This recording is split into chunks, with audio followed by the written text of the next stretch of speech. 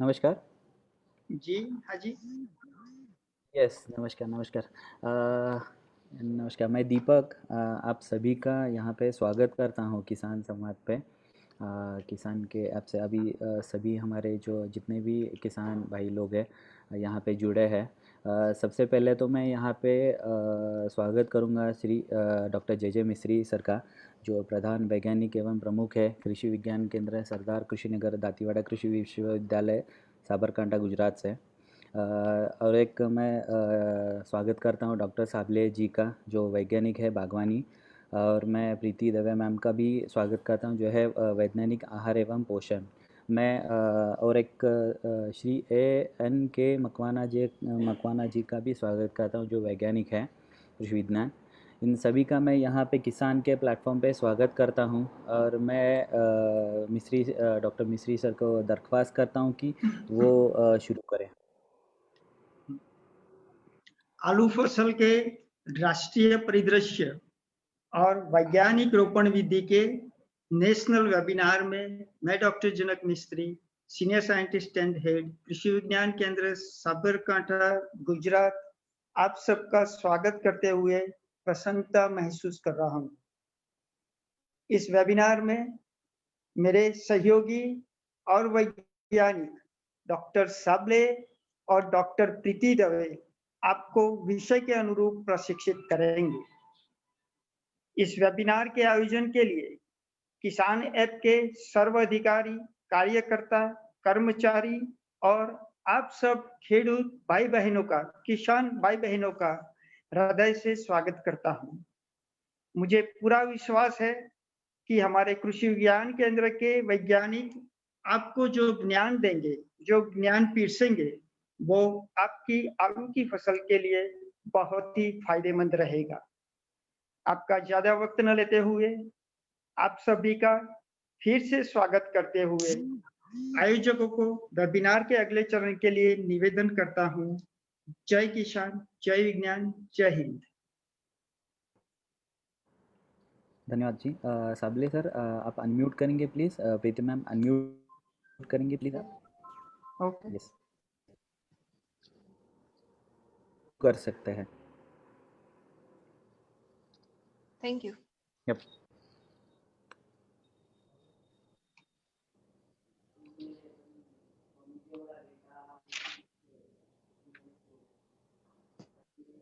Sable sir, हम शुरू कर सकते हैं। Yes yes sir, yes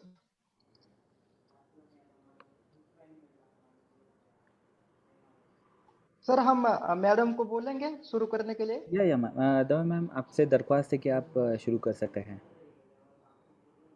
Okay, thank you. Yeah. Okay okay.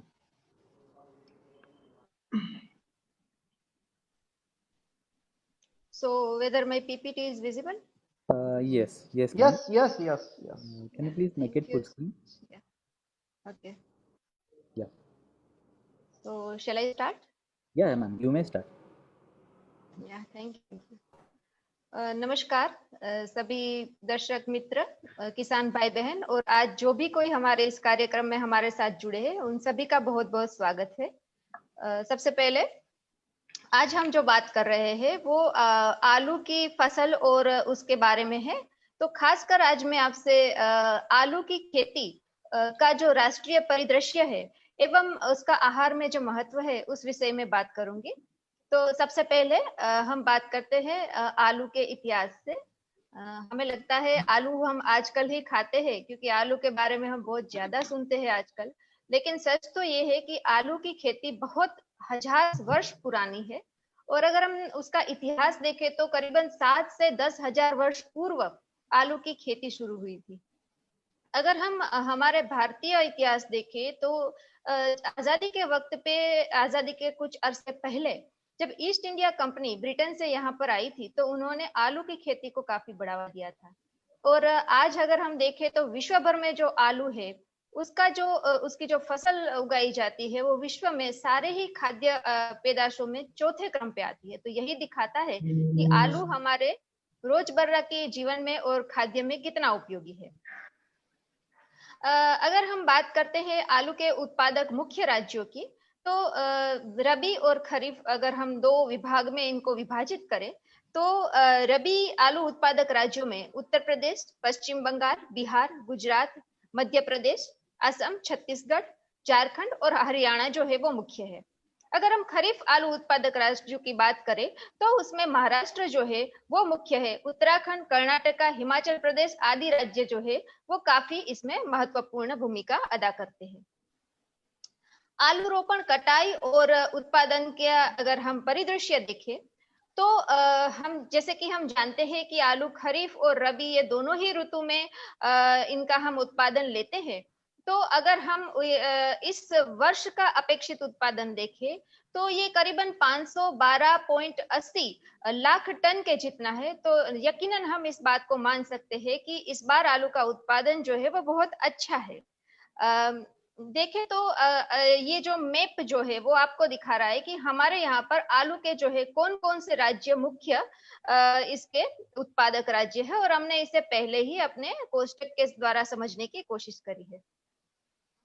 अगर हम विविध राज्यों में आलू का उत्पादन देखें तो हम ये निश्चित रूप से देख सकते हैं कि जो धीरे धीरे करके है वो आलू का उत्पादन है वो थोड़ा सा कुछ राज्यों में कमी आई है। खासकर इस वर्ष में कुछ जैसे हम सब जानते हैं वैश्विक रूप से कोरोना महामारी से हम सब जूझ रहे थे, लॉकडाउन की परिस्थितियां चल रही थी। खेती में भी हमें काफी मजदूरों के लिए भी समस्या हुई थी क्योंकि काफी लोगों ने स्थलांतर भी किया था। तो ऐसी स्थिति में अगर हम देखें तो थोड़ा सा हमारा आलू का जो उत्पादन है वो शायद उस पे मतलब अफेक्ट हो सकता है। तो हमारे जो 5 मुख्य राज्य है जिसमें सबसे पहले जो है वो है उत्तर प्रदेश, उसके बाद पश्चिम बंगाल, बिहार, गुजरात और मध्य प्रदेश। तो उसका हम पैदावारी इस कोष्टक के थ्रू देख सकते हैं। अगर आलू की फसल की बात करें तो वर्तमान परिदृश्य में जैसे गत वर्ष जो है वो देश भर में 21.73 लाख हेक्टेयर विस्तार में आलू की जो है वो बुनाई हुई थी। इस वर्ष देखें तो लगभग उतना ही, लेकिन थोड़ा सा उसमें कमी आई है और 21.51 लाख हेक्टेयर विस्तार में आलू की खेती हो रही है। जैसे कि हमने बात करी है अभी कि रबी आलू का खेत से लेकर खुदरा बाजार तक पहुंचना इस वर्ष कोविड-19 महामारी की वजह से, कोरोना की वजह से, लॉकडाउन के चलते परिवहन में जो बाधाएं आई है उसकी वजह से और मजदूरों की मर्यादित उपलब्धि की वजह से थोड़ा सा बाधित हुआ है। गत वर्ष की तुलना में इस वर्ष मार्च 2020 में 40.90 मतलब करीबन 41% कम आलू जो है वो थोड़े से बाजार में आए हैं, ये हम देख सकते हैं। तो अब हम बात करते हैं, ये तो था एक आलू का परिदृश्य कि क्या इसका दृश्य रहा है इस वर्ष। अब आलू जो है हमारे आहार में कितने महत्वपूर्ण है उसके बारे में हम बात करें तो मुझे नहीं लगता है कि हमें इसके बारे में ज्यादा बताने की जरूरत है, क्योंकि हम सभी जानते हैं। अगर मैं आपसे पूछूं कि आपने पिछले एक हफ्ते में आलू कितनी बार खाया है तो आप बोलेंगे करीबन करीबन हमने रोज ही आलू की सब्जी खाई है या कोई ना कोई उत्पाद खाया है। आलू का चिप्स, आलू का कोई ना कोई नमकीन हम खाते हैं अपने रोजमर्रा की जिंदगी में। और अगर मुझे तो लगता है यही पूछना चाहिए कि किस दिन हमने आलू जो है उसका उपयोग अपने आहार में नहीं किया है। तो हम करीबन रोज ही खाते हैं, दिन में कई बार आलू का उपयोग हम अपने आहार में करते हैं और यही दिखाता है कि आलू जो है वो हमारे रोजमर्रा की जीवन में जो आहार है उसमें कितना महत्वपूर्ण स्थान है। जैसे कि आप स्लाइड में देख सकते हैं, डाइटरी गाइडलाइंस फॉर इंडियंस, भारतीय लोगों को संतुलित आहार एवं पोषण के लिए किस प्रकार से खाना चाहिए और क्या जो खाद्य पदार्थ है वो कितनी मात्रा में लेने चाहिए। अगर हम इस बात की बात करें तो ये जो पुस्तक है वो राष्ट्रीय पोषण अनुसंधान केंद्र हैदराबाद और भारतीय आयुर्विज्ञान अनुसंधान परिषद के द्वारा प्रकाशित की गई है।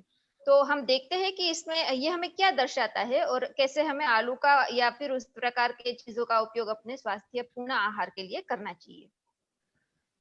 देखिए यहाँ पर आप देख सकते हैं कि जैसे कि हमें बताया गया है कि अगर हम अपना रोजिंदा संतुलित आहार लेना चाहते हैं तो हमें कितनी मात्रा में हरी पत्तीदार सब्जियां लेनी चाहिए, कितनी मात्रा अन्य सब्जी लेनी चाहिए और कितनी मात्रा में कंदमूल लेने चाहिए। तो आप देख सकते हैं कि कंदमूल, तो आलू भी एक कंदमूल है और उसमें अगर हम देखें तो पुरुषों को रोजाना 200 ग्राम और महिलाओं को रोजाना 100 ग्राम के जितना कंदमूल लेना चाहिए, जिसमें आलू, गाजर, शकरकंद या फिर आप जिसे बोलते हैं शक्करिया बोलते हैं कई राज्यों में उसे। उसके साथ साथ अगर हम बात करें तो सूरन, याम, उस टाइप के जो अलग अलग कंदमूल है उसका हम उपयोग कर सकते हैं। साथ में इसमें जो आलू है उसकी महत्वपूर्ण भूमिका रहती है। आलू के मुख्य पोषक तत्व के बारे में देखें तो वैसे तो हम कहते हैं कि आलू में काफी पोषक तत्व है, लेकिन वो उसमें कौन से इम्पोर्टेंट महत्वपूर्ण पोषक तत्व है उसके बारे में अगर हम देखें, क्योंकि वो एक ट्यूबर है, कंद है, अन्य सब्जियों की सापेक्ष इसमें नमी की मात्रा थोड़ी सी कम रहती है। करीबन 74 से 75 ग्राम या परसेंटेज इसमें नमी रहती है। आलू जो है उसमें कार्बोदीन बहुत ही अच्छी मात्रा में रहता है। अन्य सब्जियों की मात्रा में प्रोटीन जो है इसमें आप देख सकते हो 1.60 ग्राम के जितना है। करीबन आधे ग्राम के जितने हमें रेशे मिलते हैं। रेशे भी हमारी तंदुरुस्ती के लिए बहुत जरूरी है। आलू चर्बी का बहुत कम मात्रा में चर्बी प्रदान करता है, सिर्फ 0.1 मात्रा में हमें ग्राम में चर्बी मिलती है। साथ में अगर हम देखें तो आलू में अलग अलग खनिज सार है, उसकी मात्रा अच्छी है। ये पोटेशियम और विटामिन सी भी इसमें से अच्छी मात्रा में हमें प्राप्त होते हैं। इस स्लाइड में आप देख सकते हैं कि कैसे हमने आलू और अन्य जो कंद है, जिसमें शकरकंद, सूरन, अरबी वगैरह वगैरह है, गाजर है, उसके साथ हमने आलू को उसके सापेक्ष में देखने की कोशिश करी है। तो हम देख सकते हैं कि आलू भी इनके जितना ही तंदुरुस्ती प्रदान करता है, अच्छी मात्रा में पोषक तत्व जो है वो हमें प्रदान करता है। सबसे पहले अगर हम बात करें कि आलू का हमारे आहार में क्या महत्व है, तो मैं बहुत ही संक्षिप्त में आपको बताना चाहूंगी कि आलू जो है वो हमारे भोजन में कार्बोदीत पदार्थों का मुख्य स्रोत है। जो कार्बोदीत पदार्थ है वो हमें शक्ति प्रदान करते हैं। तो खेत से लेकर रोजमर्रा के जीवन में जो भी कार्य करते हैं उसके लिए जो हमें शक्ति चाहिए, वो शक्ति हमें मुख्यतः अनाज में से मिलती है, धान में से मिलती है, और साथ ही साथ आलू जैसे कंद में से हमें वो शक्ति मिलती है। आलू में जो शर्करा होती है या हम जिसे कहते हैं कार्बोदीत होते हैं, वो दो प्रकार के होते हैं, सरल एवं जटिल। लेकिन आलू में जो है वो सरल कार्बोदीत होते हैं, तो वो बहुत आसानी से उसका पाचन होता है और वो बहुत ही आसानी से जो है हमें शक्ति प्रदान करते हैं। अन्य सब्जियों की सापेक्ष ठीक ठीक मात्रा में प्रोटीन का स्रोत है। लेकिन जब भी हम आलू की कोई सूखी खाद्य उत्पाद को खाते हैं, जिसे हम डिहाइड्रेटेड या प्रोडक्ट्स भी कहते हैं, जैसे कि चिप्स है, आलू पोटैटो चिप्स है, या फिर कोई अन्य उत्पाद है जिसमें आगे हम देखेंगे आलू का आटा वगैरह, तो उस तरह के जो उत्पाद है उसमें जब नमी उड़ा देते हैं और उसके साथ उसमें जो ठोस पदार्थ जो है उसकी मात्रा बढ़ जाती है, तो तब हमें उस तरह के डिहाइड्रेटेड प्रोडक्ट्स जो भी आलू के हैं उसमें बहुत अच्छी मात्रा में शक्ति और प्रोटीन जो है वो मिलते हैं। तो जैसे कि हम देख सकते हैं इसमें सूक्ष्म मात्रा पोषक तत्वों की बात करी है। तो अगर हम पोटेशियम की बात करें तो आलू जो है वो पोटेशियम का एक बहुत ही बेहतरीन स्रोत है। साथ ही साथ क्योंकि एक शाकाहारी खाद्य है तो उसमें कोलेस्ट्रॉल कुदरती स्वरूप से शून्य होता है, मतलब बिल्कुल नहीं होता है। तो अगर इस तरीके से हम देखें तो आलू जो है वो हमारे क्योंकि एक पोटेशियम का अच्छा स्रोत है तो हमें हाइपरटेंशन से बचाता है और हमारी जो रक्त वाहिनी है उनको हेल्दी रखने में, तंदुरुस्त रखने में मदद करता है। अगर हम विटामिन सी की बात करें तो ज्यादातर हम ये मान के चलते हैं कि जो खट्टे फल व सब्जी है वही हमें विटामिन सी प्रदान करते हैं। लेकिन आपको ये जान के खुशी होगी कि आलू में हालांकि विटामिन सी उन खट्टे पदार्थों की मात्रा में, खट्टे फलों की मात्रा में कम रहता है, फिर भी आलू में इतना अच्छा विटामिन सी है कि वो हमारे रोजमर्रा जो विटामिन सी की जरूरत है उसकी आधा से ज्यादा जरूरत को पूर्ण करता है। खास ही अब मैं आप सभी को बताना चाहूंगी कि आलू में रेजिस्टेंस स्टार्च नामक एक पदार्थ रहता है। तो ये जो रेजिस्टेंस स्टार्च है इसका पाचन नहीं होता है और ये जो हमारे जो मतलब इंटेस्टिनल ट्रैक है या तो हम जिसे कह सकते हैं हमारी जो अंतियां है, पाचन मार्ग है, उसके अंदर वो पाचित नहीं होता है, वो ऐसे ही रहता है।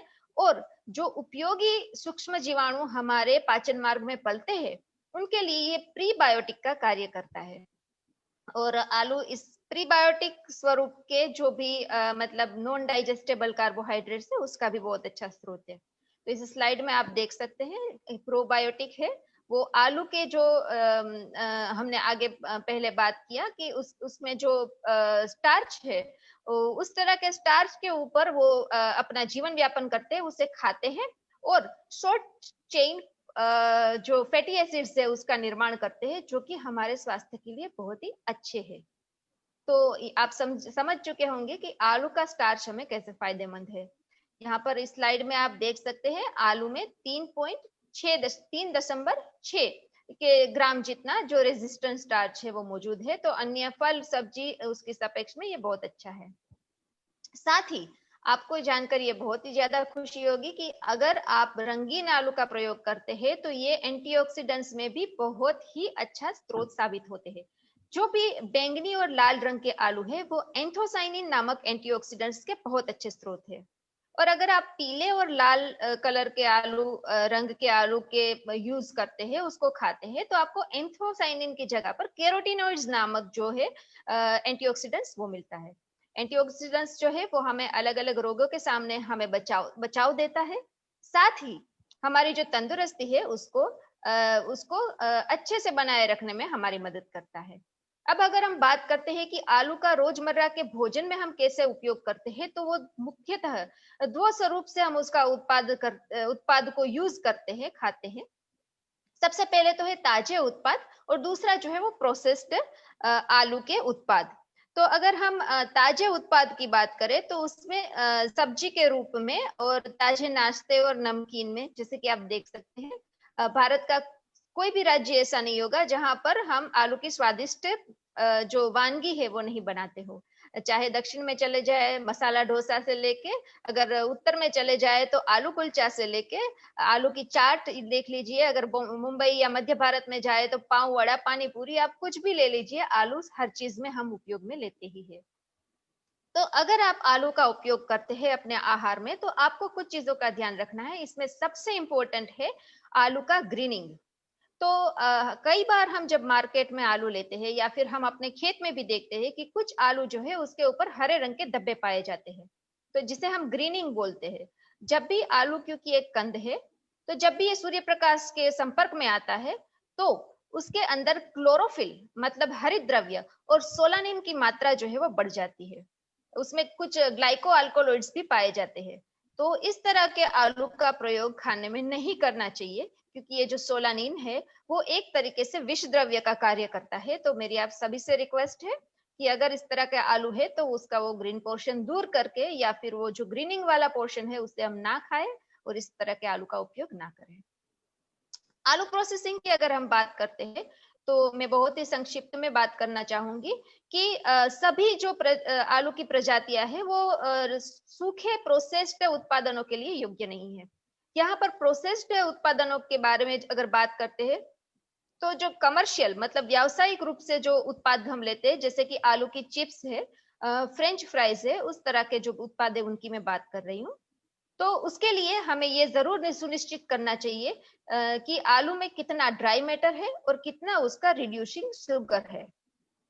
तो ये जो जो मापदंड है उसके आधार से हम आलू को पसंद कर सकते हैं कि क्या हम उससे कोई प्रोसेस्ड उत्पाद अच्छे तरीके से अच्छी शेल्फ लाइफ और अच्छे उसके स्वाद के साथ ऑर्गेनोलेप्टिक कैरेक्टरिस्टिक के साथ बना सकते हैं या नहीं। तो क्यों, जैसे कि मैंने यहाँ पर उदाहरण के रूप में रखा है कि केंद्रीय आलू अनुसंधान संस्थान जो है शिमला, उन्होंने चिप्सोना 1 और चिप्सोना 2 नाम की 2 प्रजातियां आलू की विकसित करी है। तो ऐसे ही कुछ आलू के प्रोसेस्ड उत्पाद है, जैसे कि चिप्स है, फ्रोजन फ्रेंच फ्राइज है, हम सभी इसका आनंद लेते हैं जब भी हम किसी रेस्टोरेंट में जाते हैं, और फ्रोजन बोल्स इत्यादि है जो बहुत ही पॉपुलर उत्पादों में से कुछ एक है। साथ ही मैं बताना चाहूंगी कि जब हम डिहाइड्रेटेड आलू के प्रोसेस्ड उत्पाद की बात करते हैं, डिहाइड्रेटेड मतलब जिसमें आलू का पानी उड़ा के उसका जो उत्पाद है वो बनाया जाता है, तो उसमें निर्जलित खाद्य उत्पाद भी हम उसे बोल सकते हैं। तो उसमें आलू की जो चिप्स ग्रेन्यूल्स है, आलू फ्लेक्स है, मतलब potato chips, potato granules, potato flakes, potato flour या तो आलू का आटा, स्टार्च, कस्टर्ड पाउडर, ग्रेवी और सूप के थिकनिंग एजेंट्स के रूप में भी हम इस चीजों को इस्तेमाल करते हैं। तो इसका बहुत ही बड़ा मार्केट है तो मैं अंत में आप सभी के धन्यवाद के साथ यही कहना चाहूंगी, क्योंकि हमारे माननीय प्रधानमंत्री जी ने हमें एक प्रकल्प दिया है कि हमें अपने सारे ही किसान भाई बहनों की जो आय है उससे हम हो सके तो जितना हो सके उतना जल्दी उससे दुगना करें। तो जो भी किसान भाई बहन आज मुझे सुन रहे हैं उन सभी से मेरी यही दरख्वास्त है कि हम कच्चे आलू उगाने में और उसका उपयोग करने में तो दुनिया में अग्रणी है। ठीक है, तो दुनिया के टॉप 3 टॉप 5 देश जो है जो आलू का उत्पाद करते हैं उसमें से भारत एक है। लेकिन जब प्रोसेसिंग की बात आती है तो हम बहुत पीछे हैं। तो मैं सभी अंत में सभी जो मेरे किसान भाई बहन है उनसे यही दरखास्त करूंगी कि आप भी आलू का प्रोसेसिंग के बारे में थोड़ा सा देखें, और प्रोसेस्ड उत्पाद जो है उससे बहुत अच्छी मार्केट कीमत मिलती है। तो फिर आप जो है वो उन उत्पादनों के बारे में उनके प्रोसेसिंग के लिए आप सोचे, उनका यूनिट स्टार्ट करें और जो है आप उससे अधिक आय जो है उसको प्राप्त करें। तो आज ये मंच मुझे मिला है आप सबसे बात करने के लिए। मैं आप सभी की बहुत बहुत आभारी हूँ इतना सुंदर वेबिनार ऑर्गेनाइज करने के लिए और मुझे यहाँ पर स्थान देने के लिए। आप सबका बहुत बहुत धन्यवाद। Thank you so much. Ma'am screen share stop करेंगे प्लीज। या ओके।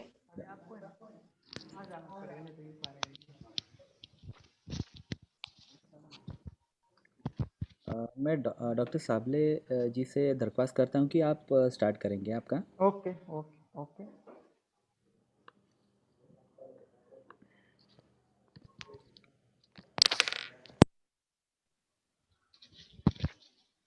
स्पॉटलाइटमध्ये घेतलं ते काय आलं नाही हो 32 झाले. Sir, PPT is visible. Yes sir. Am I audible, sir? Yes yes. Shall I start, sir? Yes sir please start. Okay. तो शुभ संध्या।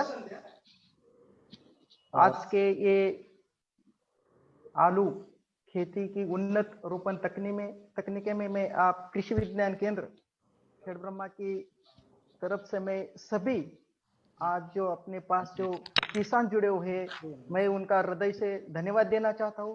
और मैं एक बात को दोहराना चाहता हूं कि जो किसान नेट के जो अधिकारी है अथवा जो किसान नेट के जो जुड़े हैं जैसे कि दीपक जी है उनका मैं दिल से आभार व्यक्त करना चाहता हूं कि उन्होंने आज इस तरह से एक किसानों के लिए एक प्लेटफॉर्म खड़ा कर दिया है। तो मैं ज्यादा वक्त नहीं लेते हुए एक सीधा रबी आलू की खेती की उन्नत रोपण तकनीक के ऊपर मैं आज मेरा लेक्चर देना चाहता हूं। तो इस बात पर हम ज्यादा ध्यान देने की जरूरत नहीं। ऑलरेडी जो हमारे पहले वक्ता थे डॉक्टर प्रीतिबेन दवे मैडम उन्होंने आलू की जो राष्ट्रीय परिदृश्य है उसके ऊपर अच्छी तरह से समझाया है किसानों को। तो इसमें भी आप देख सकते हैं राज्य निहाय जो परिदृश्य जो है वो आलू की क्या है आप इसमें आप देख सकते हैं। तो आज का मेरा मुख्य विषय जो है आलू की जो रोपण की उन्नत तकनीकें हैं तो उसके ऊपर हम आज बातचीत करेंगे। तो उसमें हम किसानों को मैं ये अग्रेसित करना चाहता हूँ कि मुख्य रबी में जो वैरायटी होती है तो वो किस्में है। तो हम इसमें देखेंगे कि अलग अलग किस्में अलग अलग राज्यों के लिए सिफारिश किए हैं। तो उसका कालावधि कई अर्ली मतलब जल्दी आने वाली है, मीडियम मतलब मध्यम स्वरूप की है और कई अगर देखेंगे लेट मतलब जो देर से आती है वो है। एक सुप्त समय इसका मतलब यह है कि आलू निकलने के बाद में उसको सीड की तरह से बीज की तरह से कैसा इस्तेमाल करना चाहिए। मैं आपको एक किसानों को आकर्षित करना चाहता हूं कि इसमें जो आलू में सुप्त अवस्था मतलब उसको लगाने के लिए कम से कम 6 या 8 सप्ताह रखना जरूरी है ताकि उसमें जो कोई सुप्त अवस्था है उसको वो ठीक तरह से कंट्रोल कर वो बाद में उसको लगाने के लिए हम इस्तेमाल कर सकते हैं। जैसे कि कुपरी ज्योति है महाराष्ट्र, उत्तर प्रदेश, पश्चिम बंगाल, गुजरात, मध्य प्रदेश, पंजाब, बिहार, कर्नाटका अन्य राज्यों में इसका सिफारिश किया गया है। इसका अगर टिप्पणी में अगर हम देखेंगे तो मध्यम सहनशील जल्दा पत्ता झुलसा और देर का पत्ता झुलसा। मैं किसानों को ये अग्रेसित करना चाहता हूं कि ये जो रोग है उसको अर्ली ब्लाइट यानी लेट ब्लाइट, हमारे जो भाषा में बोलते हैं तो इंग्लिश में उसका अर्ली ब्लाइट यानी लेट ब्लाइट। कुफरी जवार है, वो किस तरह से कौन से क्षेत्र के लिए सिफारिश किया है आप ये स्लाइड में अच्छी तरह से देख सकते हैं। इसमें हम ये भी देख सकते हैं कि इसका जो कालावधि है लगाने के बाद में उसको उपज निकालने तक जो है 80-90 दिन लगते हैं, और उसकी सुप्तावस्था भी देख सकते हैं। इसका जो टिप्पणी में अगर हम देखेंगे कि इसका जो मध्यम सहनशील है, देर का पत्ता झुलसा मतलब लेट ब्लाइट को, कुफरी चंद्रमुखी है, उसके लिए कौन से राज्य को लिए उसकी सिफारिश की है, यह भी हम यहाँ देख सकते हैं। जैसे कि उत्तर प्रदेश है, पश्चिम बंगाल है, गुजरात है, मध्य प्रदेश है, हिमाचल प्रदेश, महाराष्ट्र, बिहार, कर्नाटका, उड़ीसा, अन्य। और इसमें अगर देखेंगे तो अति संवेदनशील, इसका मतलब यह है कि सेंसिटिव है। प्रमुख जो रोग है अर्ली ब्लाइट और लेट ब्लाइट, मतलब जो देर से आता है अथवा जल्दी आता है वो झुलसा, उसको ये सेंसिटिव है। इसके बाद में अगर देखेंगे तो कुफरी पुखराज है। कुफरी पुखराज का सिफारिश हम देखेंगे तो यहाँ देख सकते हैं कि उत्तर प्रदेश है, पश्चिम बंगाल है, गुजरात है, मध्य प्रदेश है, पंजाब है, हिमाचल प्रदेश है, महाराष्ट्र, हरियाणा, बिहार, कर्नाटक।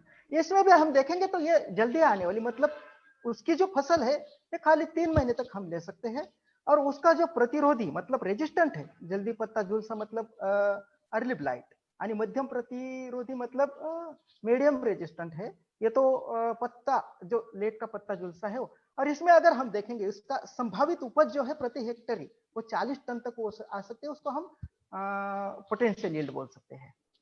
इसमें बाद में अगर हम जारी में कंटिन्यू में देखेंगे तो कुफरी बादशाह है, ये गुजरात के लिए एक सिफारिश किया है, और उसमें देखेंगे ये सब्जी के उद्देश्य से इसको आप ले सकते हैं, अथवा कटाई करने के बाद में तुरंत उसको बिक्री के लिए।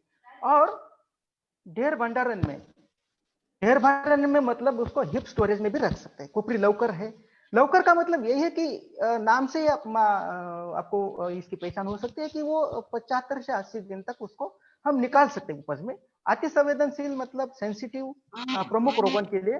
और जो संभावित उपज जो है वो 30 टन प्रति हेक्टेयर म्हणजे पोटेंशियल है। कुफरी सतलज है, फिर कुफरी सिंदूरी है। इस तरह से आप देख सकते हैं कि ये कौन से राज्य के लिए उसका सिफारिश किया जाए है। और उसमें अगर देखेंगे तो उसका कालावधि मतलब लगा बुआई के साथ और रोपण के साथ अगर देखेंगे तो उसको कटाई तक कितना दिन लगते हैं, ये भी आप यहाँ देख सकते हैं। और अगर देखेंगे कुफरी सिंदूरी, जैसा कि गुजरात, महाराष्ट्र, ये राज्य में अगर देखेंगे तो तापमान और पानी के तनाव को सहन कर सकते हैं, मतलब जो टेम्परेचर और जो वाटर स्ट्रेस है इसको भी ये अच्छी तरह से टॉलरेट कर सकते हैं, मतलब तापमान और पानी के तनाव को ये सह कर सकती है। इसके बाद में अगर देखेंगे कि गुजरात और महाराष्ट्र के 2 राज्यों का अगर हम अच्छी तरह से ख्याल में लेंगे तो कुफरी ज्योति, कुफरी पुखराज, इसकी अगर खासियत हम देखेंगे तो जल्दी पक्वता मतलब अर्ली क्रॉप उसको बोलते हैं, मतलब एक 80-90 दिन पर ये तैयार हो जाता है निकालने के लिए। बाद में कुफरी बादशाह, कुफरी पुष्कर है, ढेर भंडारण के उद्देश्य, मतलब उसको कटाई के बाद में आप तुरंत उसको नहीं बेचा तो आप उसको संग्रहित स्वरूप में भी रख सकते हैं, उसको ढेर भंडारण बोलते हैं, हिप स्टोरेज बोलते हैं। बाद में गुजरात के लिए देखेंगे तो कुफरी पुखराज, कुफरी बादशाह, कुफरी पुष्कर, कुफरी लौकर, कुफरी ख्याति, कुफरी गंगा, कुफरी गरिमा, अन्य वैरायटी जाति किस्में ये राज्यों के लिए भी सिफारिश किया गया है। उसका अगर हम देखेंगे खासियत तो सब्जी के उद्देश्य के लिए है, और कटाई के बाद तुरंत उसको बिक्री भी कर सकते हैं। कुफरी भीमा, कुफरी सूर्या, ये नाम से ही अगर देखेंगे तो कुफरी सूर्या मतलब उष्ण प्रतिरोधी, मतलब हीट टॉलरेंट। गुजरात के लिए कुफरी चिप्सोना, एक कुफरी चिप्सोना, जैसे कि मेरे पहले जो वक्ता थे कि डॉक्टर पेटिदे मैडम दवे, उन्होंने भी समझाया है ये चिप्स के लिए स्पेशल, किसमें स्पेशल, इसके लिए उसका क्या उद्देश्य है उसके हिसाब से होता है। फिर कुफरी चिप्सोना 1, कुफरी सूर्या, कुफरी फ्राई सोना, ये फ्रेंच फ्राई जो आज खाते हैं हम, इसमें इसका बनाने के लिए इसका इस्तेमाल कर सकते हैं। और महाराष्ट्र के बारे में अगर देखेंगे, महाराष्ट्र राज्य में देखेंगे तो कुफरी ज्योति, कुफरी लौकर, कुफरी सिंधुरी, कुफरी सूर्या, कुफरी पुखराज, ये वैरायटी सिफारिशित किया गया है। इसमें अगर हम देखेंगे महाराष्ट्र के जो मैदानी क्षेत्र है उसके लिए संभावित ज्यादा उपज के लिए कुफरी सूर्या की सिफारिशित किया गया है। और सबसे महत्वपूर्ण बात यह है कि जल और भूमि और जलवायु एवं मौसम किस तरह से रबी आलू के लिए होना चाहिए। हम अगर देखेंगे मध्यम काली खेडूत मीन्स हम किसानों को समझाएंगे तो मीडियम ब्लैक अथवा दोमट मिट्टी, मतलब पोइटा भी बोलते हैं उसको, पोइटा तो जमीन बोलते हैं, लोम सॉइल और रेतली दोमट मिट्टी मतलब सैंडी लोम सॉइल, ये उचित मानी गई है। मैं किसानों को ये अग्रेषित करना चाहता हूँ कि जो उचित जल निकास क्षमता वाली जो मिट्टी है वो उपयुक्त माना जाता है। अगर ये सतत गीली बन जाती है अथवा बिना उचित जल निकास क्षमता की होती है, भारी काली होती है, चिकन मिट्टी का प्रमाण ज्यादा होता है, तो उपयुक्त नहीं है। इसीलिए इसके लिए ये जो ऊपर मैंने अग्रेषित किया है ये जमीन होना जरूरी है। और मौसम में अगर देखेंगे, हम अगर देखेंगे तो ये रबी और खरीफ के दो मौसम तो है, लेकिन इसमें हम रबी की ही अभी बात कर रहे हैं। तो अधिकतम क्षेत्र हम जैसे कि मेरे पहले के वक्ता ने बोल दिया है कि रबी का क्षेत्र हमारे देश में ज्यादा है, तो उसका हमने परिदृश्य भी देखा है। भूमि कैसे तैयार करना है, मतलब आलू की जब रोपण करना है तो उसके पहले उसकी जुताई करना चाहिए, गहरी जुताई बहुत जरूरी है। उसके साथ ही साथ में 2-3 जिससे हो सके उतना हिसाब से वखरी। इसके लिए क्या होता है कि जो मिट्टी जनित रोगों हो, हम उसको सॉइल बोर्न डिसीजेस बोलते हैं, और जो बहुवार्षिक खरपतवार का जो बीज होता है उसको हम अच्छी तरह से प्रबंधन कर सकते हैं। एक अध्ययन में यह भी देखा गया है कि अगर आप आलू बोने के पहले, आलू की रोपण करने के पहले हरी खाद अगर जो गहरी जुताई में आप गाड़ देते हैं, तो इसमें यह भी देखा गया है कि नाइट्रोजन, फास्फोरस एवं पोटास जो भी मुख्य तत्व है, तो उसमें हम 20% बचत भी कर सकते हैं। यह नहीं है, बल्कि उपज की वृद्धि भी 3 टन प्रति हेक्टेयर हम देख सकते हैं। जलवायु, मौसम, इसका अगर हम देखेंगे तो जैसे मैंने पहले ही आपको किसानों को आकर्षित किया है कि रबी की मौसम में जो है इसकी जो आलू की ज्यादा क्षेत्र अंतर्गत है।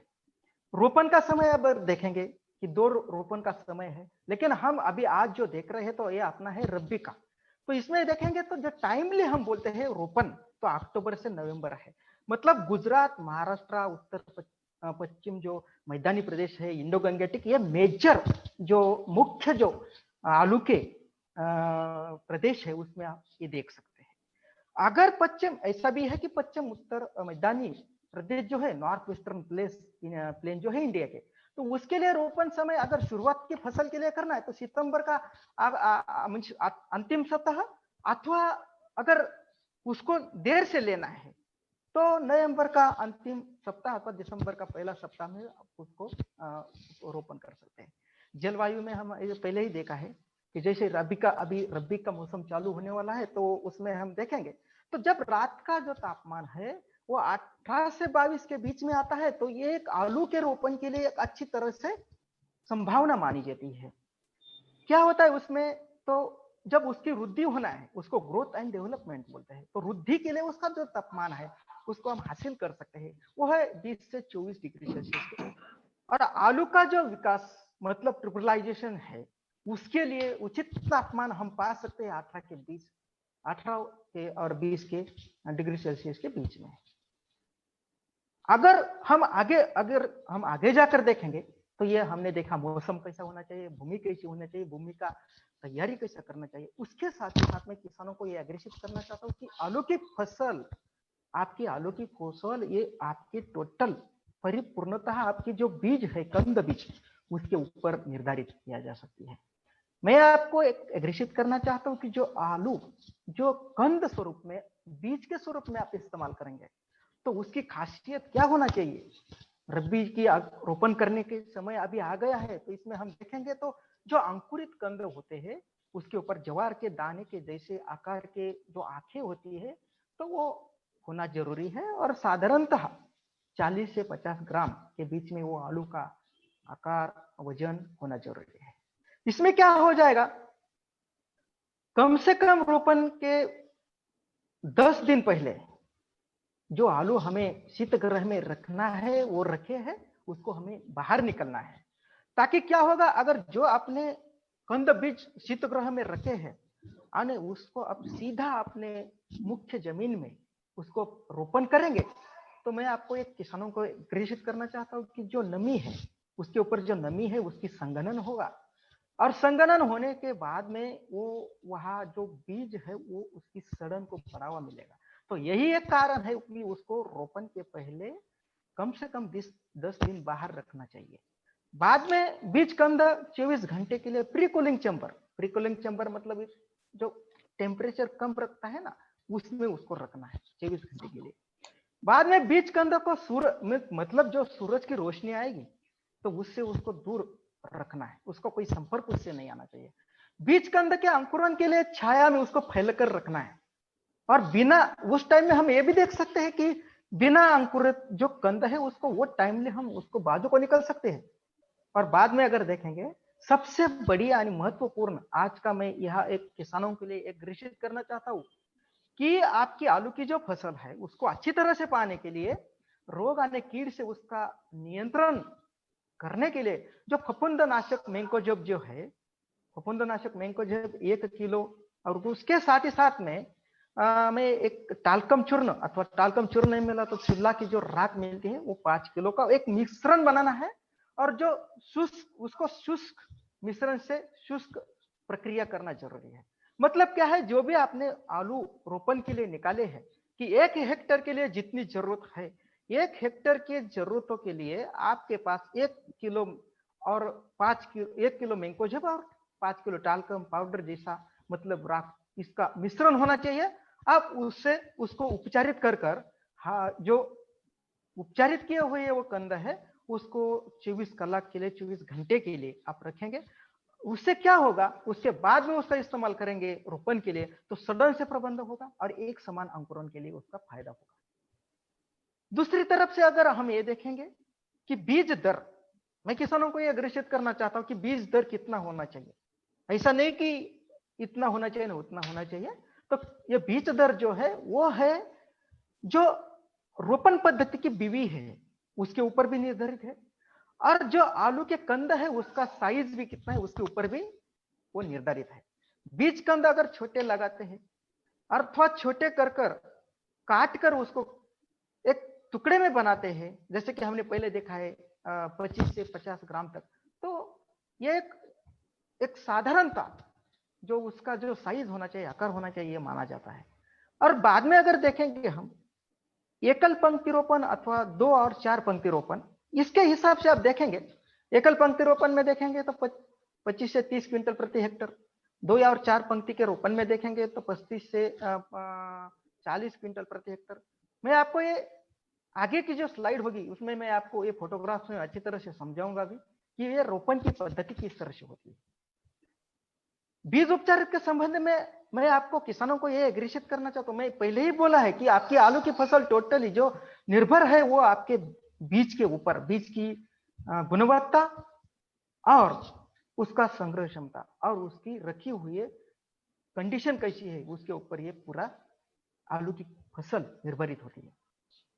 किसानों को मैं ये अग्रेसित करना चाहता हूं कि आपका टोटल कुल जो रोपण से कटाई तक जितना भी खर्चा होगा तो उसमें फक्त ना फक्त 40 से 50% ये अपनी लागत फक्त ना फक्त अपनी जो बीज है उसके ऊपर ही होता है। इसीलिए मैं किसानों को ये अग्रेसित करना चाहता हूँ कि जो आप ये कंद का इस्तेमाल करेंगे उसके ऊपर ध्यान देना बहुत जरूरी है। जो मातृ बीज कंद जो है वो अगर देखेंगे एक सही आकार के सही वजन के होते हैं तो प्रारंभिक जो पौधे की शक्ति है उसको वो प्रभावित करता है, और मातृ बीज कंद जो है बड़े आकार के होते तो पर्याप्त जो खाद्य है वो उसको प्रदान करेगा और ज्यादा से ज्यादा अंकुरण होने में उसका फायदेमंद होगा। हालांकि ये भी है कि एक जरूरी तक ही उसको उसका साइज बड़ा होना चाहिए। अगर एकदम बड़ा हो गया, जरूरी से भी बड़ा हो गया, तो बड़े आकार के कंद से अगर देखेंगे तो बीज की लागत तो बढ़ सकती है। तो इसलिए बीज कंदों का आकार उसके जो अनुसार टुकड़े करना चाहिए काट कर, ये भी बहुत जरूरी है। उससे हम क्या है कि उसका जो मात्रा है वो हम निर्धारित कर सकते हैं कंदों की सड़न के रोकने के लिए। क्योंकि मैं आपको अभी बोला है कि अगर जो टुकड़ा है जो आलू है उसको अगर कटाई करना है, टुकड़े में कट करना है, तो उसपे कोई फफूंदनाशक जो मैंकोजेब मैंने आपको बोला है तो उसकी सूखी प्रक्रिया करना बहुत जरूरी है। और 24 घंटे उसको छाया में सूख कर उसका रोपण के लिए इस्तेमाल करना बहुत जरूरी है। अथवा अगर ऐसा किया नहीं तो बुवाई के बाद में, रोपण के बाद में जो भी कोई फफूंद है उससे उसका सड़न का मात्रा भी बढ़ने की संभावना हो सकती है। भाई आलू कटाई, अभी एक खेडूतों के लिए मैं एक अग्रेषित करना चाहता हूँ कि जो आपको कोल्ड स्टोरेज से, शीतगृह से अच्छी तरह से जो क्वालिटी वाला जो बीज के लिए हम उसको निर्भरित करते हैं, बीज के लिए उसको पहचानते हैं, तो उसका तैयारी प्रयोजन बीज के उद्देश्य से कैसा होता है मैं आपको एक स्लाइड में आपको बताना चाहता हूँ कि कटाई, देखो कटाई हो गई, कटाई के बाद में जो पूरा अखा जो कंद निकलेगा उसको ढेर मतलब हीप स्टोरेज मतलब ढेर भंडारण में रखना है। आपको मैंने ये भी यहाँ अग्रेषित करना चाहता हूँ कि उसका जो ऊंचाई होना है वो ढेर की वो 1.5 मीटर तक ऊंचा और 3 से 5 मीटर तक वो चौड़ा भी हो सकता है, लेकिन उसको 10 दिन आपने को रखना है।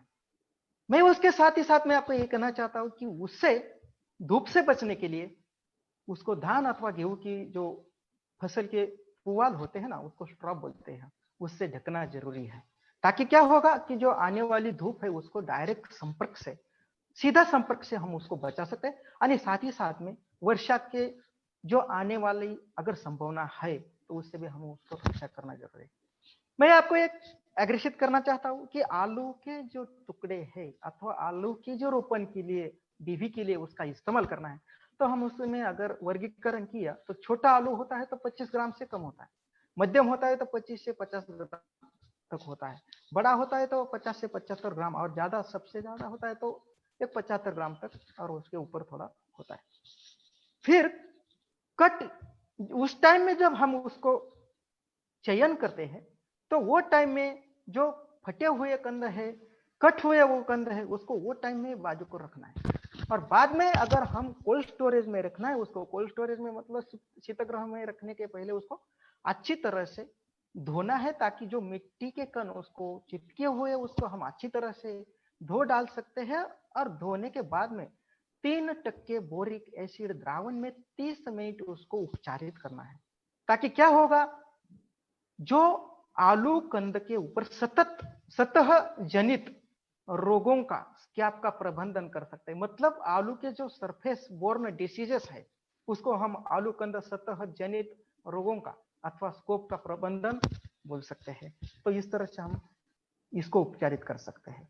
लेकिन मैं आपको ये एग्रेषित करना चाहता हूं कि अगर आपका आलू का कंद अच्छी तरह से धोया है, मिट्टी से उसको साफ किया है, तो यही द्रावण आप 20 बार इस्तेमाल कर सकते हैं।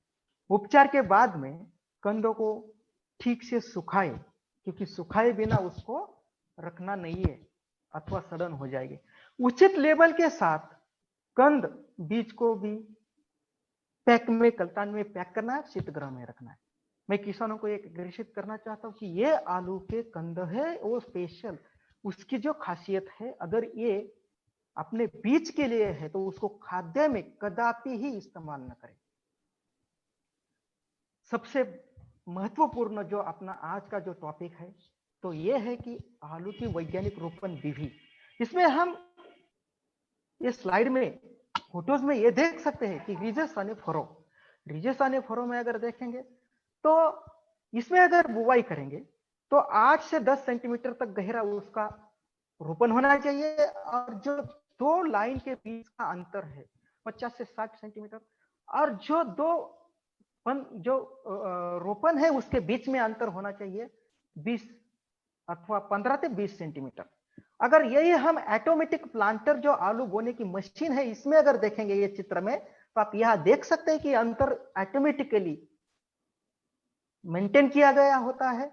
इसमें 60 सेंटीमीटर बाय 20 सेंटीमीटर, 60 सेंटीमीटर देखेंगे ये दो लाइन के बीच में आएगा, और 20 सेंटीमीटर देखेंगे तो वो दो रोपण के बीच में आएगा। और ये तीसरा फोटोज में आप ये देख सकते हैं कि किस तरह से आलू की खेती का परिदृश्य है।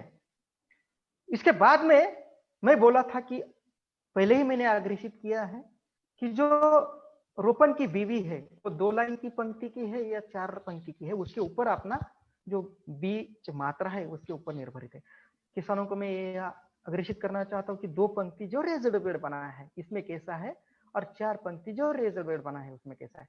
2 पंक्ति का रेजर बेड है, 2 पंक्ति के रेजर बेड में 2 पंक्ति के लिए एक लैटरल उसके बीच में होगी, और 4 पंक्ति की जो रेजर बेड है तो वो 4 पंक्ति के लिए 2 लैटरल्स होगी।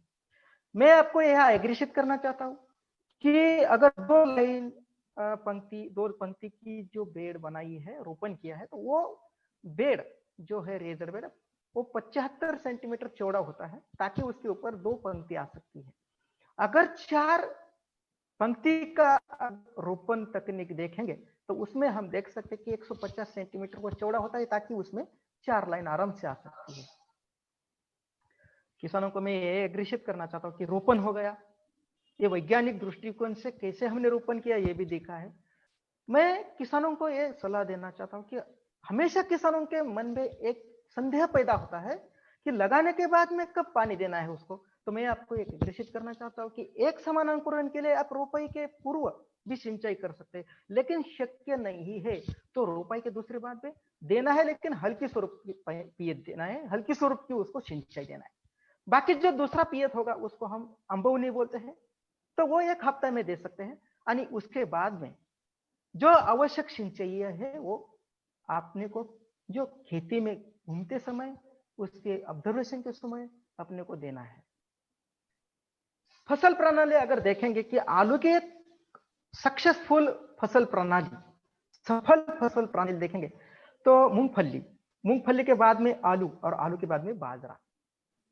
मैं आपको ये एग्रीशित करना चाहता हूँ तिल, बाजरा, दलहनी फसलें और मूंगफली के बाद में आप आलू की फसल ले सकते हैं, लेकिन टमाटर, बैंगन, मिर्च के बाद में आप आलू की फसल नहीं ले सकते, क्योंकि रोगों का ले भी सकते हैं तो प्रमाण बढ़ सकता है रोगों का। अभी सबसे पर आज का हमारा जो वेबिनार का विषय, इसमें हम देखेंगे कि पोषण प्रबंधन कैसा होना चाहिए। किसानों को मैं एग्रीशित करना चाहता हूँ कि अपनी जो खेती है उसकी लागत कम करना चाहिए और उसका उत्पादन भी बढ़ना चाहिए, उसका मुनाफा भी बढ़ना चाहिए, पैदावार भी बढ़ना चाहिए। तो उसके लिए जो वैज्ञानिक विधि है उस तरह से हम देखेंगे तो सेंद्रीय खाद है, जैविक उर्वरक है, उसके साथ ही साथ में भी रासायनिक उर्वरक है, उसका एक तालमेल रखना बहुत ही जरूरी है।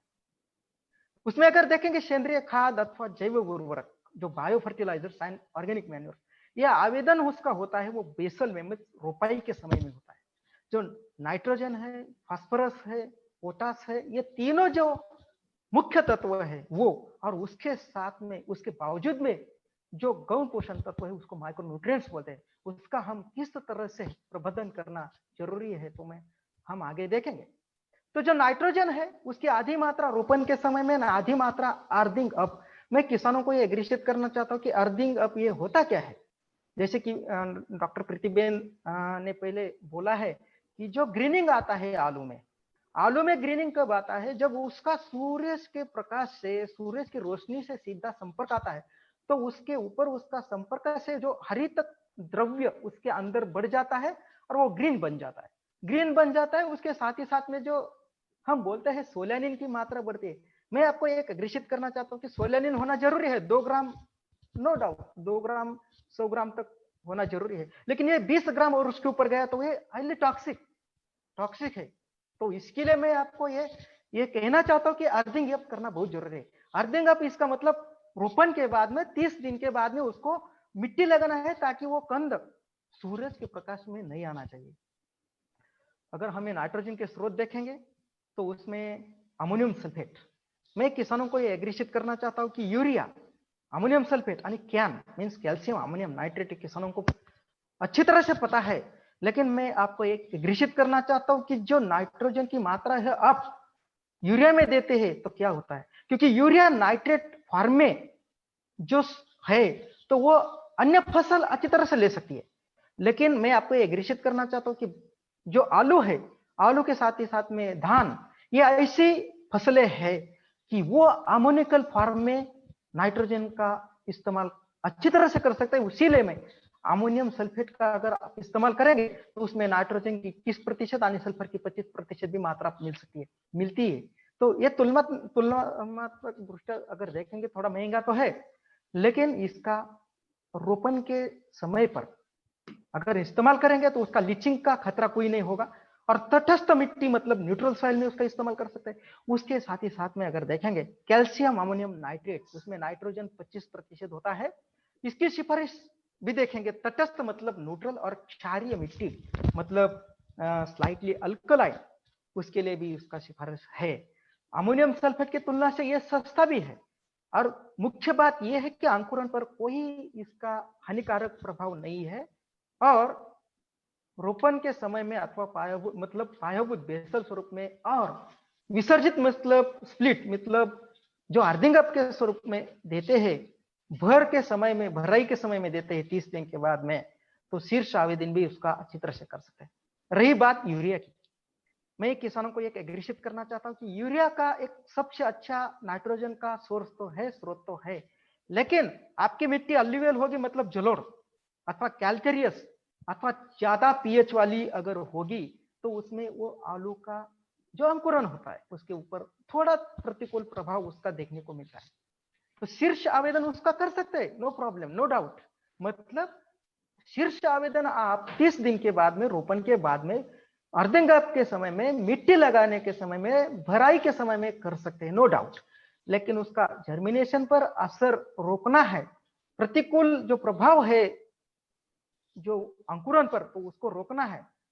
तो आप अमोनियम सल्फेट अथवा कैल्शियम अमोनियम नाइट्रेट पायाभूत स्वरूप में पायाभूत आवेदन में दिया, तो लीचिंग लॉसेस नाइट्रोजन का ह्रास कम कर सकते हैं लीचिंग से, और बीज के अंकुरण को भी हम अच्छी तरह से मेंटेन कर सकते हैं। तो इसलिए बेसल में मतलब पायाभूत स्वरूप में रोपाई के पहले दिन कैल्शियम अमोनियम नाइट्रेट अगर वो और यूरिया की समान मात्रा देंगे, और यूरिया की जो शीर्ष आवेदन है अर्थिंग अप के समय में, रोपाई के बाद में 30 दिन के बाद में, तो वो पर पैदावार पर और नाइट्रोजन की उपयोगिता कार्यक्षमता को भी बढ़ा सकता है। तो इसीलिए मैं आपको किसानों को ये अग्रेषित करना चाहता हूं, अगर आपको देना है नाइट्रोजन यूरिया के स्वरूप में, तो आप उसको 60 किलो प्रति हेक्टेयर के हिसाब से ज्यादा नहीं देना चाहिए। ये बेसल के डोज में जो पहला आवेदन है, तो वो 60 किलो के ऊपर नहीं जाना चाहिए। जितनी रिकमेंडेड सिफारिशित मात्रा है वो 60 किलो तक, और उसके साथ ही साथ में आप जो है कैल्शियम अमोनियम नाइट्रेट उसका इस्तेमाल कर भी दे सकते हैं, ताकि हम क्या करेंगे, हानिकारक जो प्रभाव है बेसल के स्वरूप में यूरिया का जर्मिनेशन के ऊपर और जो अंकुरण के ऊपर, उसको हम अच्छी तरह से मेंटेन कर सकते हैं। फास्फोरस, ये अभी नाइट्रोजन का जो इस्तेमाल अथवा व्यवस्थापन प्रबंधन हमने देखा है। फास्फोरस के बारे में देखेंगे तो आवेदन जो है उसको कब देना जरूरी है, तो है रोपण समय मतलब बेसल डोज में, रोपण के पहले दिन अगर देते हैं। मैं किसानों को यह भी अग्रेषित करना चाहता हूं, जो आलू के रोपण आपने जो किए हैं, तो वो ऊपर आएगी, और जो आवेदन होगा, जो आप मात्रा देंगे, उसका आवेदन ये नीचे होना चाहिए, ताकि आपका जो आलू है उसका और जो रासायनिक खातर है उसका संपर्क नहीं आना चाहिए। उसी तरह से पोटेश की मात्रा अगर हम देखेंगे, तो फास्फोरस की तरह जो फरों में मतलब फर में हम बेसल के स्वरूप में भी दे सकते हैं, ये भी बेहतर पाया गया है। अथवा नाइट्रोजन की तरह, जैसे हम देखा है कि आधी मात्रा नाइट्रोजन की बुवाई के समय में, प्लांटिंग रोपण के समय में पायाभूत स्वरूप में है, बेसल के स्वरूप में है, और उसके साथ ही साथ में शीर्ष स्वरूप में मतलब स्प्लिट डोज में वो अर्धे के समय में भी है, मतलब 25-30 रुपए के बाद में, तो उसका भी सकारात्मक अपने को प्रभाव देखने को मिला है। अध्ययन में तो यह भी देखा गया है कि उत्तर भारत के पठारी प्रदेश में जो किस्म हुए, जो कुफरी बादशाह, कि इसके अध्ययन में यह भी देखा गया है कि आलू के रोपण के बाद में अगर मतलब 50-70 दिन के बाद में आप 2% पोटास का अगर स्प्रे करते हैं, छंटकाव करते हैं, तो प्रति हेक्टेयर जो टोटल सिफारिश है उससे हम 40 किलो तक उसको बचाव कर सकते हैं बेसल में ही। और पोटास का आलू के फसल में महत्व अगर देखेंगे, तो आलू की फसल जो ठंड पड़ती है उसके खिलाफ मीन्स प्रतिरोधी क्षमता बढ़ाता है, फ्रॉस्ट रेजिस्टेंट बोलते हैं। और पोटास आलू जो है उसको नमी तनाव मतलब मॉइस्चर स्ट्रेस और उसके साथ ही साथ में जैविक तनाव बायोटिक स्ट्रेस का प्रभाव को भी कम कर सकता है। तो किसानों के लिए मैं ये अग्रेषित करना चाहता हूँ कि जो अलग अलग जो प्रांत है अपने भारत देश के, भारत विश्व के, उसमें अगर देखेंगे तो एक तालमेल होना बहुत जरूरी है। उसमें कंपोस्ट मतलब कुदरती खाद, उसके साथ ही साथ में जैव उर्वरक बायो फर्टिलाइजर्स, और उसके साथ ही साथ में जो रासायनिक जो खाद है उसका इस्तेमाल कौन से टाइम में कितना मात्रा में करना, ये बहुत जरूरी है। उत्तर पश्चिम भारत मैदानी प्रदेश अगर हम इसमें देखेंगे तो 30 टन प्रति हेक्टेयर कंपोस्ट होना जरूरी है कि जो आवेदन आपने को बुआई के समय में बेसल में करना है। उसके साथ ही साथ में जो ट्राइकोडर्मा है, अजोटोबैक्टर है, पीएसबी है, वो भी आप प्रति हेक्टेयर में देखेंगे तो 5 किलो तक आप दे सकते हैं। और नत्र, स्फुरद और पोटास, इसकी मात्रा अगर हम देखेंगे तो 150 से 180 टोटल कुल नत्र की जरूरत प्रति हेक्टेयर के लिए है। उसमें अगर ये अमोनियम सल्फेट के स्वरूप में देंगे तो 700 से 900 किलो प्रति हेक्टेयर उसकी जरूरत होगी। जैसे मैंने बोला है कि कंपोस्ट खाद और जैव उर्वरक जो है वो रोपण के समय में देना है, बेसल के स्वरूप में, पायाभूत स्वरूप में, और आधी मात्रा जो नत्र है और कुल फास्फोरस यानी पोटास, ये अपने को बेसल के स्वरूप में ही देना है।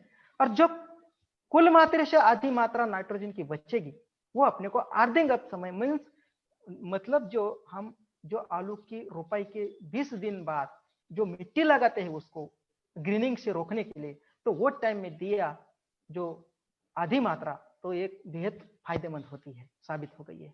तो इसमें हम आप देख सकते हैं कि 350 से 450 किलो जो प्रति हेक्टेयर अमोनियम सल्फेट की जरूरत है वो बेसल के स्वरूप में और उतनी समान मात्रा अर्धेनंग के स्वरूप में देना है। इंडो गंगेटिक एक महत्वपूर्ण हिस्सा है अपने आलू के खेती के प्रदेश में।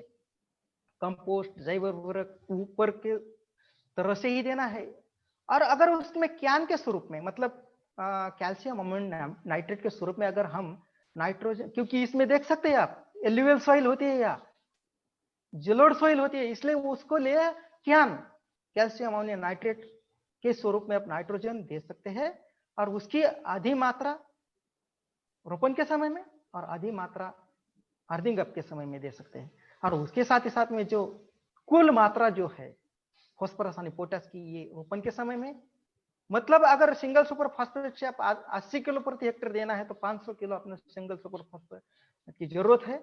और म्यूरेट ऑफ पोटास के स्वरूप में देना है तो 166 किलो म्यूरेट ऑफ पोटास की प्रति हेक्टेयर जरूरत होती है। पश्चिम महाराष्ट्र में अगर आप देखेंगे तो पश्चिम महाराष्ट्र के जो किसान है तो उनको मैं एग्रीशित करना चाहता हूँ कि 20 टन प्रति हेक्टेयर जो अपना कंपोस्ट है अच्छी तरह से किण्वन सड़न हुआ वो, और उसके साथ ही साथ में 500 किलो तक ट्राइकोडर्मा, अजोटोबैक्टर और पीएसबी प्रति हेक्टेयर आप ये कंपोस्ट में अथवा जो केचुए के खाद होते हैं वर्मी कंपोस्ट के, इसमें मिक्स कर दे सकते हैं। ये बेसल में मैं किसानों को यह एक एग्रीशित करना चाहता हूं कि जो अपनी रासायनिक खाद की मात्रा है वो बिल्कुल ट्राइकोडर्मा, अजोटोबैक्टर, पीएसबी के साथ में मत देना। ये मैं आपको एक जानबूझकर एग्रीशित करना चाहता हूँ। बहुत महत्वपूर्ण बात मैं आपको ये कहना है आपको।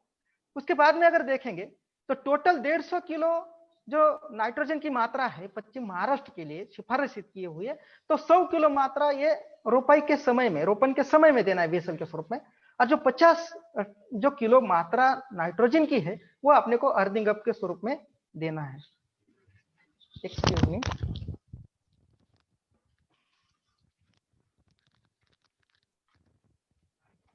Sorry for interrupt. तो पश्चिम महाराष्ट्र के लिए हम अगर देखेंगे तो ये जो टोटल कुल नाइट्रोजन की मात्रा है वो किस तरह से देना है, अमोनियम सल्फेट के स्वरूप में दिया तो 714 किलो अमोनियम सल्फेट रोपण के समय में टोटल कुल मात्रा की जरूरत है। ये 714 में अगर हम देखेंगे तो आवाज आ रही है, तो इसमें अगर देखेंगे टोटल 150 की मात्रा देने के लिए तो 100 किलो की मात्रा अगर नाइट्रोजन की देना है तो 476 किलो प्रति हेक्टर अमोनियम सल्फेट। और उसके साथ ही साथ में जो अर्धिंग अप करते हैं मतलब 1 महीने के बाद में जो स्प्लिट डोज हम बोलते हैं, शीर्ष डोज बोलते हैं, वो 50 किलो देने के लिए 248 किलो अमोनियम सल्फेट की प्रति हेक्टेयर ही जरूरी है। और सिंगल सुपर फास्फेट अगर हम देते हैं फास्फोरस के लिए तो 375 किलो, और पोटाश जो है तो 120 किलो अगर प्रति हेक्टेयर के लिए देना है वो, तो बेसल के मतलब उसको पायाभूत आवेदन बोलते हैं, तो 200 किलो म्यूरेट ऑफ पोटाश के माध्यम से उसको 120 हम उसकी मात्रा परिपूर्ण कर सकते हैं। तो फिर एक बार मैं आपको किसानों को ये निश्चित करना चाहता हूँ कि कंपोस्ट खाद कब देना है, जैव उर्वरक कब देना है, और जो नाइट्रोजन की 2 मात्रा देना है वो कब देना है, और जो कुल मात्रा है फास्फोरस यानी पोटेश की ये कब देना है।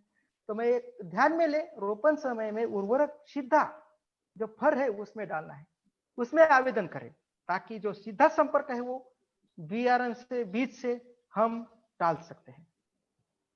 अभी अगर हम देखेंगे अलग अलग राज्यों का हमने प्रबंधन देखा है पोषण का, जो महत्वपूर्ण है वो गुजरात, उत्तर गुजरात, मध्य गुजरात, ये भी अगर हम देखेंगे तो ड्रिप से मतलब ड्रिप इरिगेशन से मतलब अगर आप टपकन सिंचाई से अगर आप पोषण तत्वों का प्रबंधन करेंगे तो इसमें आप देख सकते हैं जो टोटल नाइट्रोजन फास्फोरस यानी पोटाश की मात्रा जो है तो 220, 110 यानी 220 है। आपको मैं यहाँ एग्रीशित करना चाहता हूं कि जो अमोनियम सल्फेट के माध्यम से अगर मात्रा देंगे तो ये टोटल जितनी मात्रा 1048 किलो जो है प्रति हेक्टेयर के लिए, ये आपने को एक सोच समय से और सोच कर देना जरूरी है। मतलब जो कुल मात्रा है ये अपने को आलू रोपण के 90 दिन के बाद में उसका शेड्यूल रखना है, और प्रति 7 दिन के अंतराल से टोटल 9 हफ्ते में समान भाग में ये जो टोटल जो अमोनियम सल्फेट की मात्रा है, तो मैं किसानों को ये एग्रीशित करना चाहता हूं कि एक समय में नहीं देना है, उसका शेड्यूल ऐसा है रोपण के 90 दिन बाद 7 दिन के अंतराल से वो समान 9 हफ्ता में करना है। तो ये पूरा हेक्टेयर के लिए ये मात्रा है। और उसके साथ ही साथ में अगर देखेंगे फास्फोरस यानी पोटाश, अगर पोटाश देखेंगे, फास्फोरस देखेंगे तो सिंगल सुपर फास्फोरस जो है फास्फेट अपने को 688 किलो बेसल में मतलब पायाभूत स्वरूप में ही देना है, कुल पी रोपण समय देना है, और कुल नाइट्रोजन एवं जो पोटाश है उसका शेड्यूल मैंने ऐसा बोला है कि जो 1048 किलो अमोनियम सल्फेट और 367 किलो म्यूरेट ऑफ पोटाश ये अपने को ड्रिप से मतलब टपकन सिंचाई से देना है, और वो रोपाई के 90 दिन शुरू करना है और वो 7 दिन के अंतराल से देना है समान 9 हफ्ता में।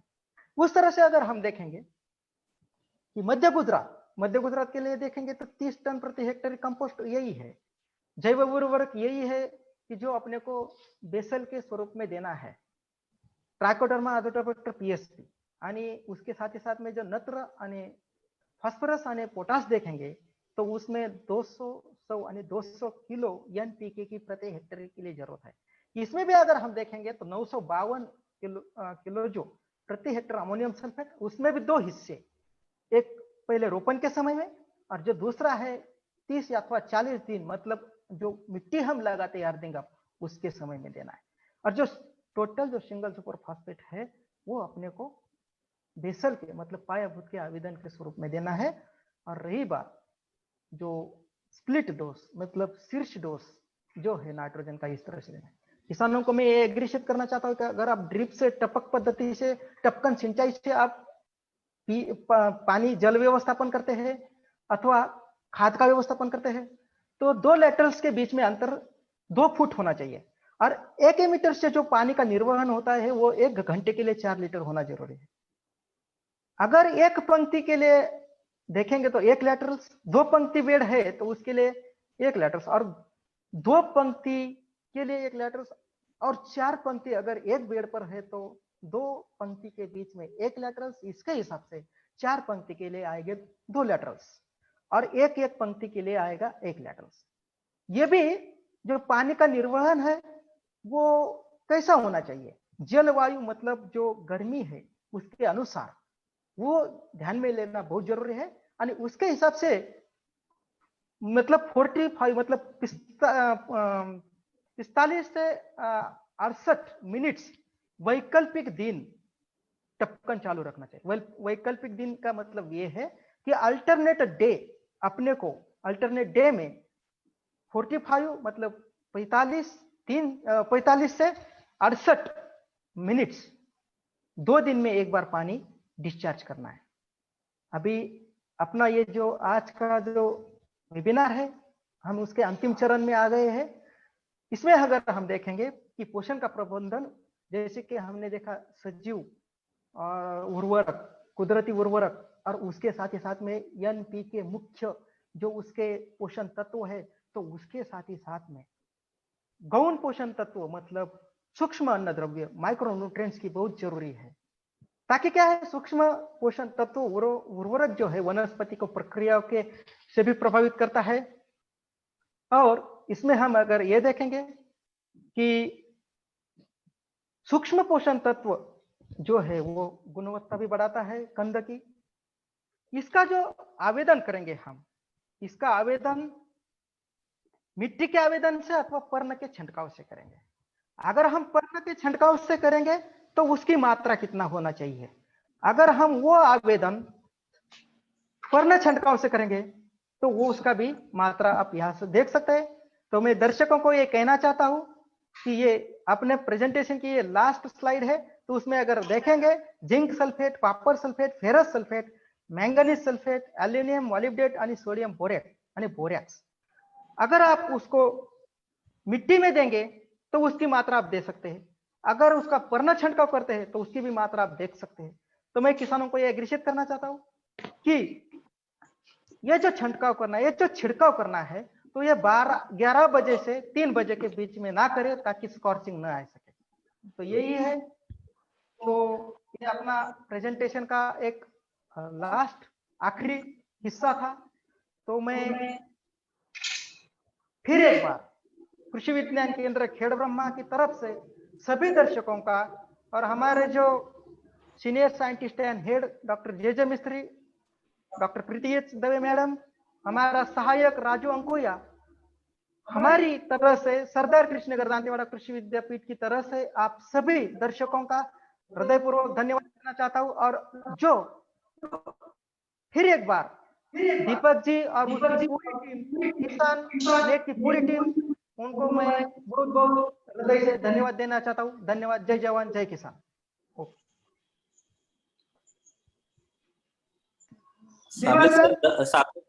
साबले सर धन्यवाद। मेरी आवाज सुनाई दे रही है? क्लियर क्लियर बोलो। यस यस, हमारे यहाँ पे है ना हमारे किसान यहाँ पे जो जुड़े हैं ना, उन्होंने कई प्रश्न पूछे हैं यहाँ पे। बोलो बोलो बोलो। आप वहाँ पे क्वेश्चन आंसर दिखाई दे रहा है आपको नीचे डेस्कटॉप पे? एक मिनट, आपको Q&A दिखाई दे रहा है?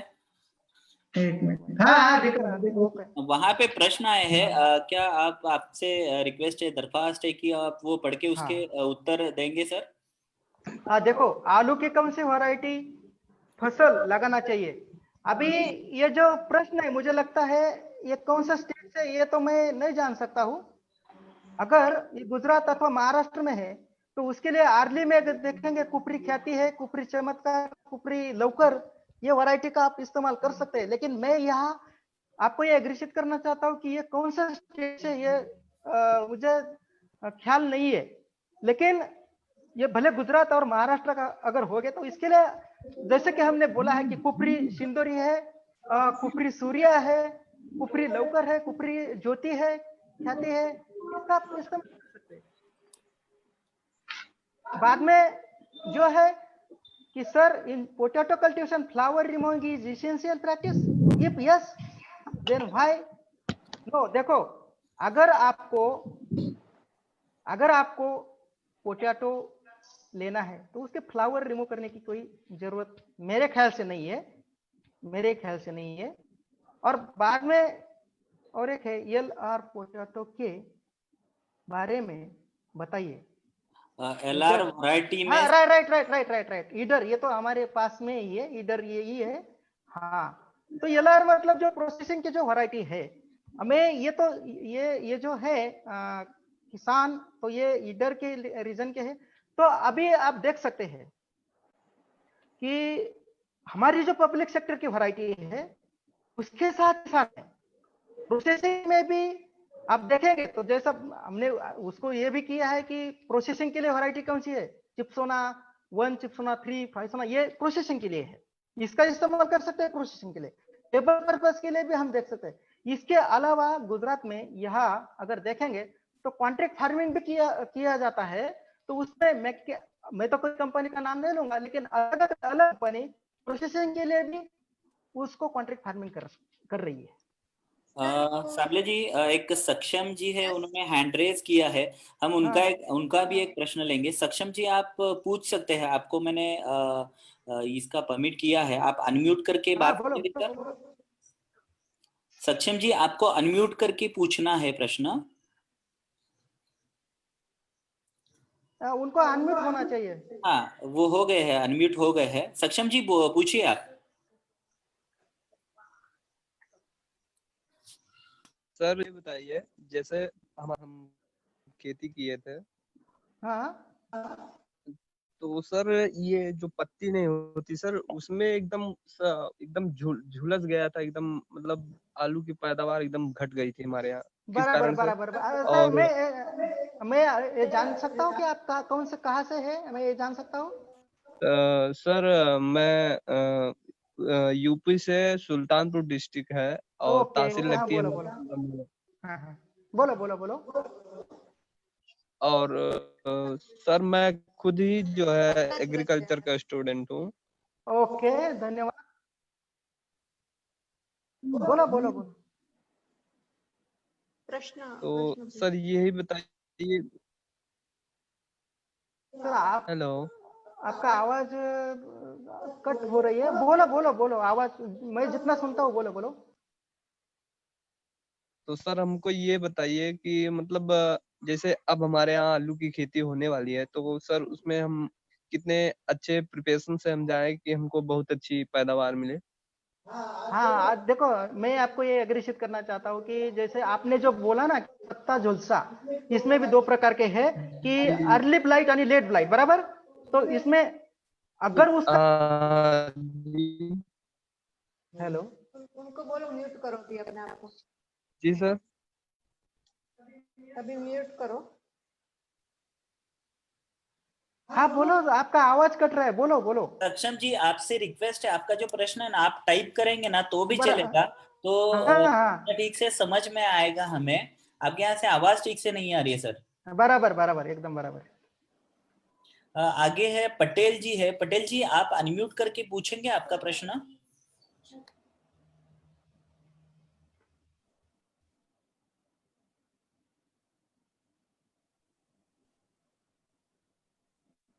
सर यह आवाज बिल्कुल नहीं आ रही। पटेल जी, आप आपका प्रश्न पूछेंगे पटेल जी। एक्चुअली क्या है, यह है ना नेटवर्क का भी प्रॉब्लम है। सर जब तक पटेल जी अपना प्रश्न पूछे, मैं आपको बताना चाहूंगी साबले सर को कि जो प्रथम प्रश्न सबसे पहले था कि मुझे आलू की कौन सी फसल लगानी चाहिए और उसके लिए बिजवाई कहाँ से मिलेगी, वो प्रताप जी ने पूछा है और विदर्भ महाराष्ट्र के विदर्भ एरिया के लिए पूछा है। तो आप क्या उनका जवाब? बराबर, हाँ, आलू की कौन सी वैरायटी फसल, वैरायटी फसल लगाना चाहिए आलू की बुआई बिजवाई। हाँ देखो, मैं इनको ये एग्रीशित करना चाहता हूँ कि अभी मैंने वैरायटी बहुत मेंशन की है, तो इसमें भी मैं आपको बोलता हूँ कि बहुत सारी वैरायटी है। कुपरी लवकर है, कुपरी ज्योति है, कुपरी बादशाह, पर लेकिन जो अर्ली के लिए है ना, कुपरी जैसे कि ख्याति है, कुपरी लवकर है और कुपरी सूर्या है, ये अपने महाराष्ट्र के लिए उसका बलामन रिकमेंडेशन है। अभी ये पूछ रहे हैं कि ये कहाँ मिलेगी, बराबर। तो मैं आपको ये एग्रीशित करना चाहता हूँ कि जैसे आप पूना के साइड में गए, तो पूना के साइड में अगर गए तो वो मंसर साइड में कोल्ड स्टोरेज है, वहां उसको आप मिल सकते हैं। अगर ये पब्लिक सेक्टर की है, अब पब्लिक सेक्टर की नहीं है, तो जैसे कि अलग अलग कंपनियां हैं, जैसे कि पेप्सिको है, मैक्यान है, उनका भी कॉन्ट्रैक्ट फार्मिंग होता है, आप उनसे भी संपर्क कर सकते हैं। सर मैं आगे का एक प्रश्न आपके लिए पढ़ता हूँ। कौशल जी का प्रश्न है। हाँ। सर मैं छत्तीसगढ़ से हूँ। बराबर। आपने जितने बीज की क्वालिटी बताई है, बताया प्रकार छत्तीसगढ़ में नहीं मिलते हैं, तो क्या सब्जी मार्केट से आलू खरीद कर बोया जा सकता है? सर दीपक जी, मैं उनको एग्रीशित करना चाहता हूँ कि जो हमने टर्म्स एंड कंडीशन जो देखा है, जो आलू है हमारी, उसके लिए स्पेशल जो खाद्य टेबल पर्पज के जो आलू है, उससे उसको और जो स्टोरेज में हम रखते हैं उसकी एक ये होती है, खासियत होती है। तो कम से कम उसमें मैंने पहले ही आपको बोला है कि जो आपने आलू निकाला है उसको 6 से 8 वीक तक, मतलब 6 से 8 सप्ताह तक उसमें डॉर्मेंसी होती है। तो वो सुप्त अवस्था उसको निकलना पड़ेगा आपको, और वो जो है उसके ऊपर आपको तो उसको थोड़ा कोल्ड स्टोरेज जैसा इसमें रखना पड़ेगा।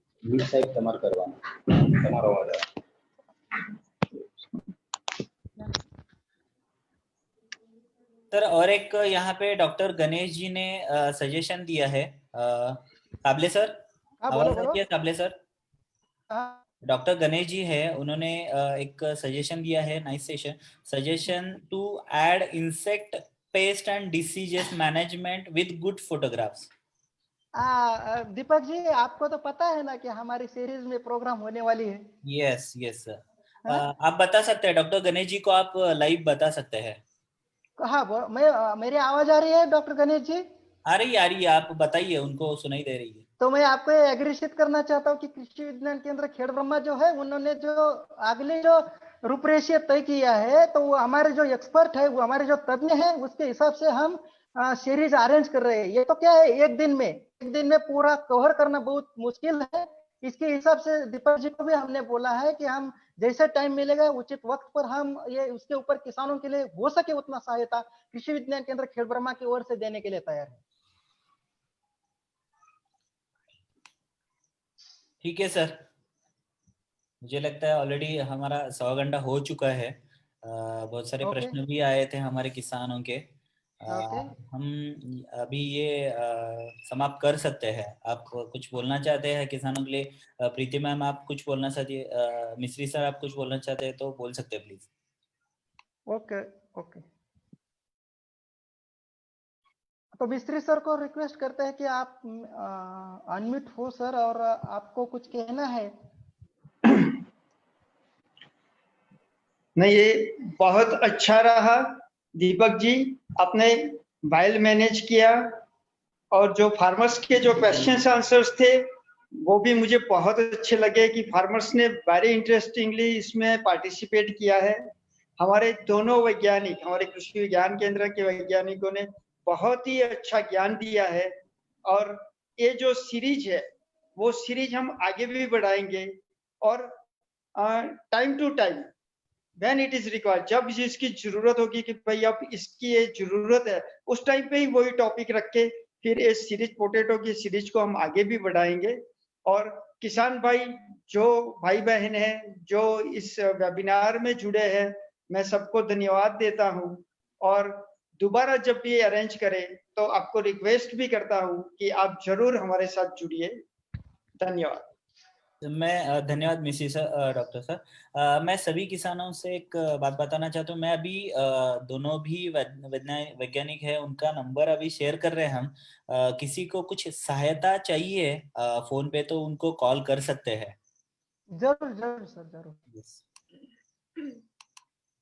अभी मैं प्रीति मैडम को, डॉक्टर प्रीति मैडम को मैं रिक्वेस्ट करता हूँ कि अगर आपको कुछ कहना है तो आप कह सकते हैं।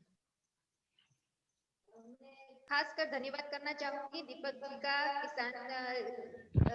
किसान जो ऐप के माध्यम से आपके जो भी कुछ हमारे खेत में काम करने वाले किसान भाई बहन है उनकी जो सेवा कर रहे हैं, उनके लिए thank you very much.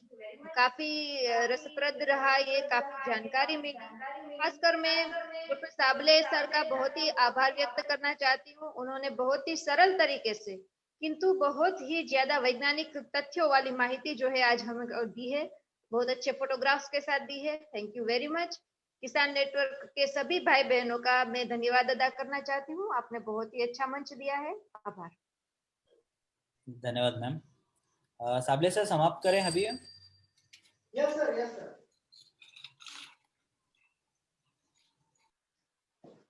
Music हो सकते हैं ना?